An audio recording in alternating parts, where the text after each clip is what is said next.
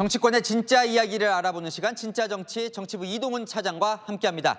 진짜 이재명 대표는 그래서 인천 계양을에 나오는 거예요?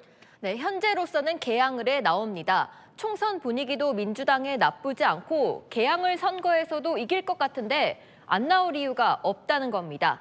이 대표 오늘 계양을 공천 면접에도 참석했죠. 원희룡 전 장관한테 이길 것 같냐고 묻자 웃으면서 고개를 끄덕거렸습니다. 앞으로 윤석열 정부가 3년 넘게 남았는데 국회의원 옷 벗는 것도 부담입니다.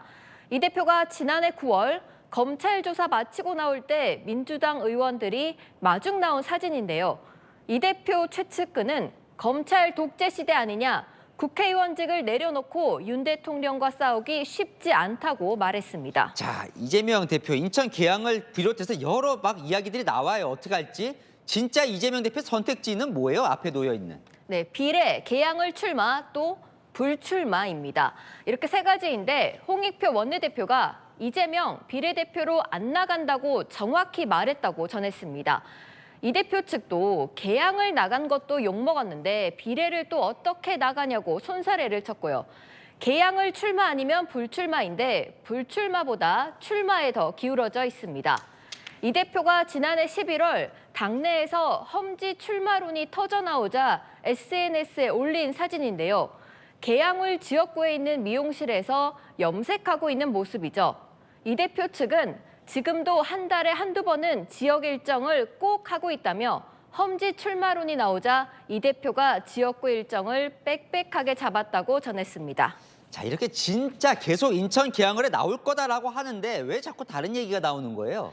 네, 민주당 핵심 관계자는 선거는 어떤 상황이 될지 모른다.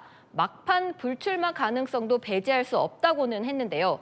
먼저 비명, 공천이 불만이죠. 비명 공천 학살이 현실화될 경우 이재명 대표만 텃밭에 나가냐 이런 비판 나올 수 있습니다. 실제로 비명을 중심으로 험지 출마론이 나왔었고요. 친명 일각에서는 지원 유세 어떡할 거냐는 걱정이 나옵니다. 이 대표 지난 보궐선거 때도 계양을 선거되느라 다른 지역구 유세하러 가는 게 쉽지 않았습니다. 게다가 이번엔 상대가 원희룡 전 국토부 장관이 될 가능성이 크죠. 이 대표 측은 계양을 선거 문제없다, 전국 유세 다 할 거라고 자신하고 있지만 원 전 장관이 거물인 만큼 지원 유세 뛰는 것 어려울 것으로 보입니다. 자, 다시 묻죠. 이동훈 차장. 그래서 진짜 이재명 대표는 계양을에 나오는 거예요? 현재 가능성이 가장 큽니다. 최근 민주당 기류가 좀 바뀐 게 있는데요. 총선이 다가오면서 의원들 내 지역구에서 내가 당선되는 게 제일 중요해졌습니다. 이 대표가 비례대표 나오면 전국적으로 여론이 안 좋아질 테니 비례대표는 안 된다는 게 1번 요구사항이었고요. 네, 그건 받은 거네요. 그렇습니다. 비명계에서는 오히려 이 대표가 선거 지원 유세 올까 봐 걱정하고 있습니다. 중도 표 떨어진다는 거죠.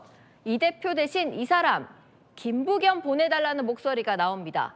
이 대표는 계양을 선거 열심히 하고 중도 확장성이 있는 김부겸 전 총리를 선대위원장으로 해서 전국 지원 유세하면 된다는 겁니다.